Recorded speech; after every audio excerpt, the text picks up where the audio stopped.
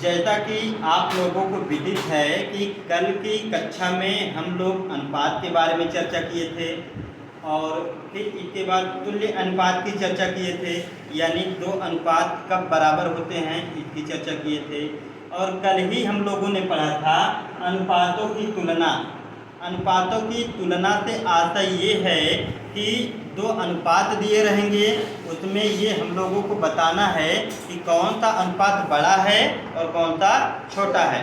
तो इसके लिए एक उदाहरण लेके हम आपको समझा रहे हैं कि कैसे दो अनुपातों को हम लोग ये बता पाएंगे कि एक बड़ा है और दूसरा छोटा है।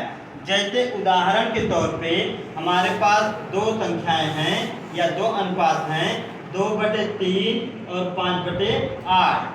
अब ऐसे ही देखकर ये कहना बहुत ही मुश्किल है कि 2/3 बड़ा है कि 5/8।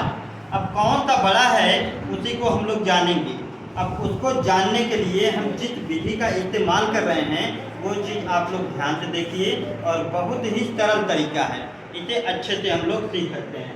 देखिए कैसे हम लोग करते हैं।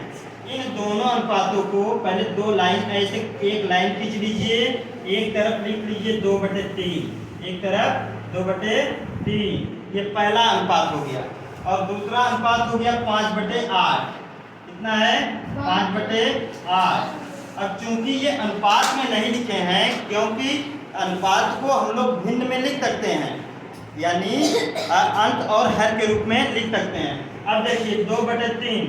अब हमें देखना है कि हर, इसका हर 3 है, इसका हर कितना है? 8। अब इसके हर को हम लोग बराबर करेंगे। अब 3 और 8 को बराबर करने के लिए 3 और 8 का लघुत्तम लेंगे। क्या लेंगे? लघुत्तम। और लघुत्तम आएगा 24, क्योंकि 3 8 24। लघुत्तम कितना आ जाएगा? 24। अब हमें आप लोग बताइए 3 में ऐसा क्या कर दें या किस संख्या का 3 में गुणा कर दें कि 24 बन जाए? कितने का गुणा करेंगे? 8 का। 8 का गुणा कर रहे हैं तो देखिए ऐसे करेंगे 2 × 8 बटे 3 × 8। अब ऐसा नहीं है कि आप केवल नीचे ही गुणा करोगे। भाई नीचे गुणा करोगे तो ऊपर वाला नाराज हो जाएगा, कहेगा कि हमारे में नहीं गुणा किए। इसलिए हम लोग अंत में भी गुणा करेंगे और हर में भी गुणा करेंगे ताकि भिन्न के ऊपर कोई असर न पड़े।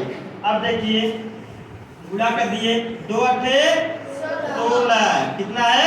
16 बटे 3 8 24। अब ये हो गया 24। अब चलिए इस साइड में, इस वाले बिंदु को देखिए।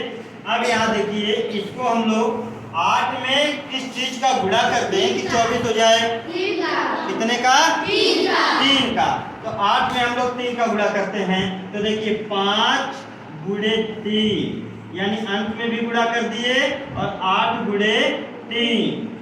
अब देखिए 5 तिहाई 15 और बटे 8 तिरिक 24। अब देखिए दोनों का हर जो है बराबर हो गया, दोनों का हर बराबर हो गया। अब हम लोग अंश देखेंगे। क्या देखेंगे? अंश। अंश में देखिए इसका 16 है, इसका 15 है। तो बताइए 16 बड़ा है कि 15? 16। यानी 16 वाला जो हम लोगों का अनुपात है वही बड़ा होगा।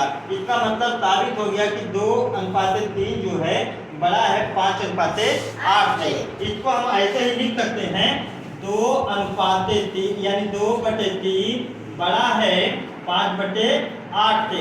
इसे अनुपात के रूप में लिखेंगे तो 2:3 बड़ा है 5:8। अब देखिए इस तरह से, यानी इतना कैलकुलेशन कर करके हम लोग कह सकते हैं कि कौन सा भिन्न बड़ा है और कौन सा भिन्न छोटा है।